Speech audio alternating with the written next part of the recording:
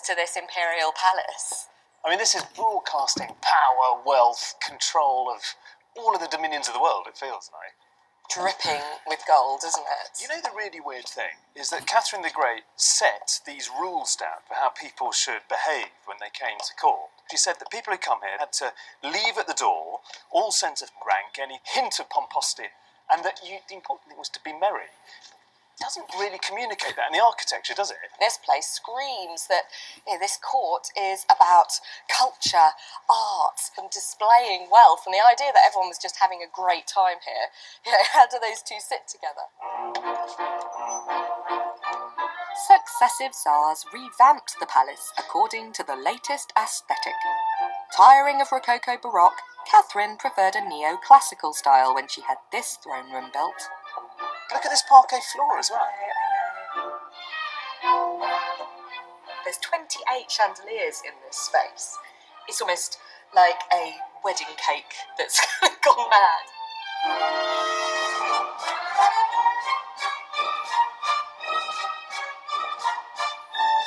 The Pavilion Hall was added on in 1858 by Tsar Alexander II, with classical and exotic Moorish flourishes. I think you can certainly see an evolution in the style from the Baroque main part of the palace into this, which is it's still got that classical influence, but my God, is it opulent? It's a sign of serious power. Should we explore a bit more? We may as well walk the whole way. Yeah, let's have a look down. Having felt the full force of its interior design, it's time for us to find out what the Hermitage collection reveals about the political strategies of the Tsars. Catherine kick-started the Hermitage by acquiring prestigious art collections from all over Europe. One of her smartest buys was 206 works amassed by British Prime Minister Sir Robert Walpole. From Rubens to Van Dyck, Rembrandt to Raphael, Catherine had to have the lot. I'm especially keen to see how Catherine the Great used art to manage her own image. She'd had a questionable role in her husband's early death. She was Prussian, not Russian, so she had a lot to prove. Here's Catherine looking particularly great.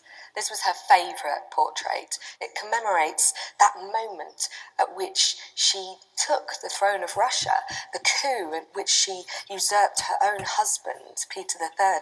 And you can see inscribed on the tree behind her the date at which this took place. You have to remember, she has no direct claim to the throne. So in this image, she's constructed it very carefully so she looks like a true leader. In fact, a true masculine leader. She's not sitting side saddle as a woman rider would do. She's fully astride the horse, wearing this very distinctive green military uniform, sword held aloft. She really is showing that she is the right person to rule Russia and to take it forward.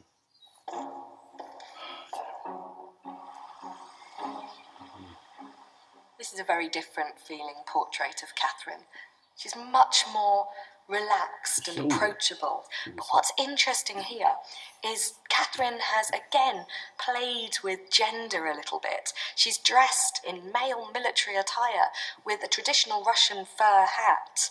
So again, she's asserting herself as the rightful ruler of Russia and the strongest person to lead.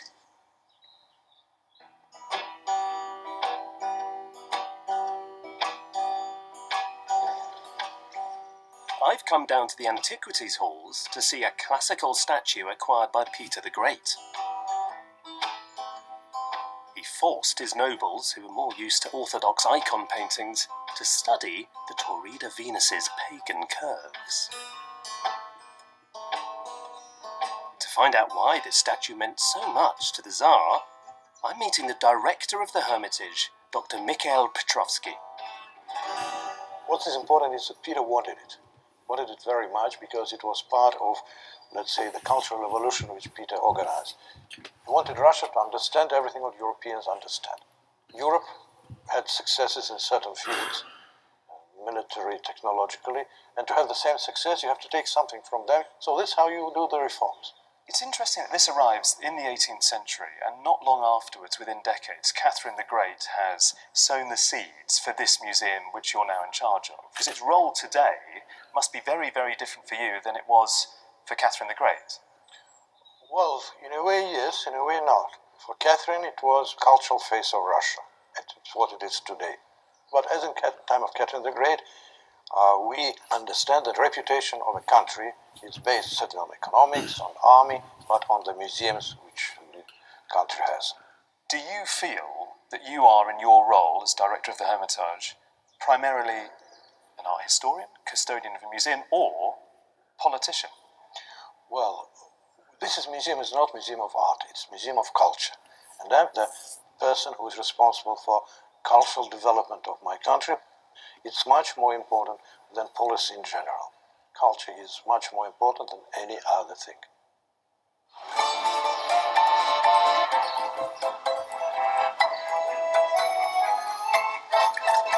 So do you feel you now know much more about Catherine the Great?